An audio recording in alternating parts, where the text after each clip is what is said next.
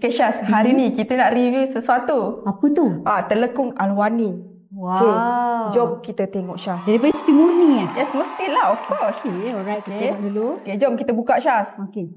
Okay, packaging dia pun dah lawa kan Syaz. Betul lah, packaging pun dah cantik, kotak dia kan. Pak dia cantik. Okay. Betul. Jom kita tengok. Okay, jom. Okay. Alright. Ush. Cuba Syaz sentuh. Okay. Kalau rasa dia kan, dari segi material ni kan, lembut lah tu lah. Lembut. Ni baru luaran. Okay lah. Kita tengok dalaman dia pula. Jom kita tengok. Okay. Alright. Tak sabar je. Tak sabar, berdebar kan? Ya. Okay.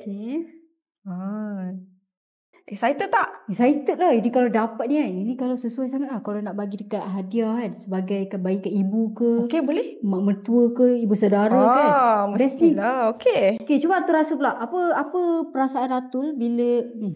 Oh, lembut Syaz. Lembut. Okay. Sejuk lah. Sejuk kan kayaknya. Betul. Rasa sejuk. Okay, lagi?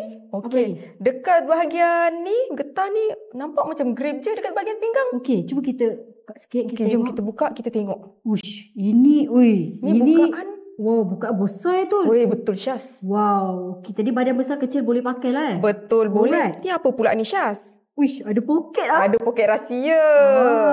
Okay. Kita buka pula poket rahsia ni. Ini kalau kita nak pergi masjid surau, boleh letak phone, dompet, senang dalam ni kan? Senang sangat-sangat Syaz.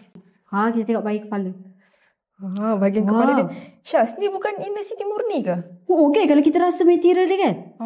Kan, betul. Wish. Tu rasa kalau kita pakai ni sama macam Inner Siti Murni. Of course lah, material sama. Wow. Okay. Wish, lembut kan? Lembut Syaz. Mesti melekap elok je dekat bahagian muka. Mestilah, of course. Alright. Yes. Okay, alang-alang kan? Kita dah tengok material dia semua kan? Betul. Agak-agak Atul kan? Berapa harga dia ni? Sebab material dia premium gila. Itu punya bukan ada promosi ke Syaz? Okay dah. Tak silap. Beda pada cakap nak bagi promosi. Hari ni lah. Bila bagi promosi hari ni. Berapa tu Syaz? Okay. Harga dia sekarang ni. Harga asal dia sepatutnya 159 dapat dengan sepasang tau. Tetapi untuk hari ni kan. Media bagi promosi 110 saja dapat sepasang ni.